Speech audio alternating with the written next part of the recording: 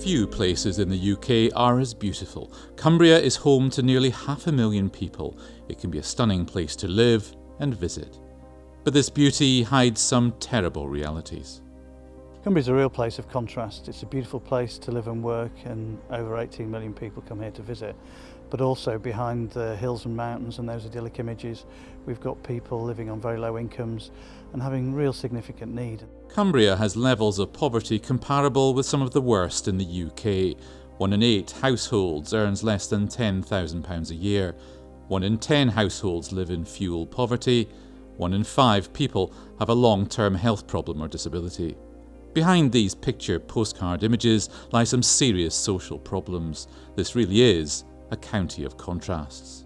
We have an ageing population. For some of those people, they live on very low incomes. For some of those people, they live in very rurally isolated communities. For some young children, they grow up in families with very little money, with very poor incomes, with problems of obesity and very low educational attainment. Real challenges for people that will affect them all their lives.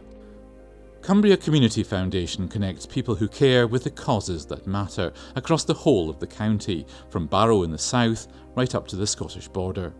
Since 1999, it's given out grants of more than £37 million to thousands of organisations and individuals. Your support is crucial. These grants have transformed so many lives. This is Sheila, and her story is heartbreaking. Sheila suffers from depression. For a long time, she couldn't even leave home. I've always worked since the day I left school, but it got to the point where the depression just took over my life, and I was under psychiatrists, I went to private counsellors, and nothing helped, I just got worse. I just wanted to die, I didn't want to be alive. Sheila joined this project in Cleatormoor in West Cumbria called Home to Work. It teaches new skills like craft making. More importantly though, it provides emotional support and coaching to people struggling to get help anywhere else. This is a rural area where people often feel on their own. Usually people are very nervous. Often they haven't been out of the house for a long time, they haven't mixed with other people. Some people haven't worked for many, many years. We have people who suffer with depression and anxiety is quite a common feature. People who may have problems with addiction of alcohol or drugs. And some people who are just unemployed and want somewhere to go and try something different. Sheila was in a very sorry state. She shook a lot, she was very, very anxious, she cried a lot. She was really at rock bottom and she felt worthless. Homelessness isn't obvious in Cumbria, it's largely hidden. But like everywhere in the UK, it is a problem.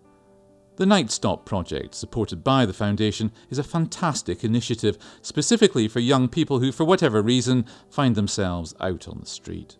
The Night Stop project is an emergency accommodation project for 16 to 25-year-olds. We provide accommodation by recruiting and training volunteers in the community who become Night Stop hosts. They then offer a spare bedroom out in their home to a young person in need. And this is the spare bedroom where young people would stay on the Night Stop project. And Dolly is one of these people, providing young people in crisis with a safe bed for the night. There is a gap where young people leave home through perhaps family breakdown, and there really is not a lot of support out there for them. It often is a last stop. They've perhaps been staying with a friend and that hasn't been possible for whatever reason. So it really is a ditch attempt to keep these young people off the streets. It's probably worse than a lot of people would imagine because you don't see it as much. It's not so much street homelessness that we have, it's more hidden. It's more that young people would be sofa surfing and doing that in unsafe situations before they come to us. This is Terence. He's only 17 years old and he suddenly found himself homeless and desperate. It was very daunting, just couldn't cope, didn't want to be around anymore, just felt as though there was nothing there for me anymore. Just didn't feel right, to be honest. Just proper horrible and down. I became homeless, so I phoned social services, and social services put me in contact with Night Stop. Night Stop then put me in contact with a host the next day. So the host, we met at the cathedral and we went back to their place and we made tea, spaghetti bolognese. I helped out with that, I washed the dishes. They asked me if I had any clothes and I said not many. And they were like, well, can we by any chance give you any? And I was like, I can't accept it. But she took me upstairs and tried to give me some and I was like, I can't accept it. They were like so supportive, they were very friendly. You couldn't have expected any more of them. They were just so helpful. With so many households in Cumbria on a low income, poor living conditions and diet are very real problems for so many, particularly the youngest in society. Food banks are now common across the county. An estimated 11,700 children are living in poverty. King's Food Bank in Kendal is providing emergency supplies to so many families, and demand is growing. It was certainly a surprise to me. Before I started initially volunteering at the food bank, I had absolutely no idea whatsoever that people in Kendal were in such hardship and didn't have any food. It's such a pretty place, the Lake District, and it just appears that everyone's quite wealthy and able to care for themselves, and it just isn't the case. There's the background where people are in desperate need a lot of the time. They're a lifeline to a lot of people. We had a referral the other day for a single gentleman, and he hadn't eaten for several days. I've spoken to him and just the relief in his voice when you ring up and say that we were delivering food to you this afternoon, and it's just like, oh, thank goodness for that. You know, they just don't know often where the next meal is coming from or if there is a next meal coming along.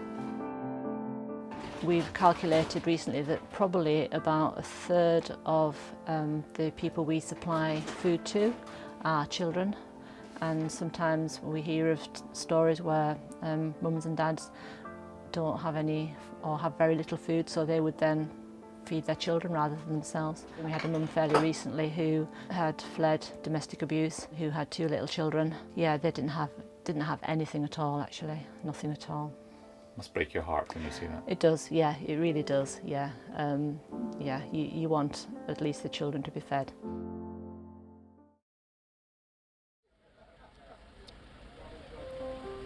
Step aboard the wonderful 597 bus here in Windermere. The local bus company decided to shut the service down. For many of the bus's older passengers, it was the only way of getting about. There's so many people in the district that are isolated, lonely, not necessarily well off, haven't got transport of their own, and this serves that need. It's a wonderful service. It more or less stops right outside people's front doors and takes them into town. So with the help of the Foundation's funding, the Friends of the 597 was born, run by the passengers themselves. We came into existence as the Friends of the 597. We managed to keep it going, but it's only because there was a huge amount of local outcry. We can't do without our bus. The bus is company as well, because you're meeting everybody on the bus. You can hear them all talking, you know. Everybody knows everybody that gets on the bus. What would it mean to you if this bus service stopped? Well, it would mean really that I would be housebound unless somebody, you know, like my daughter lives about an hour and a half away, so she couldn't come every day, so it would mean I'd be literally housebound.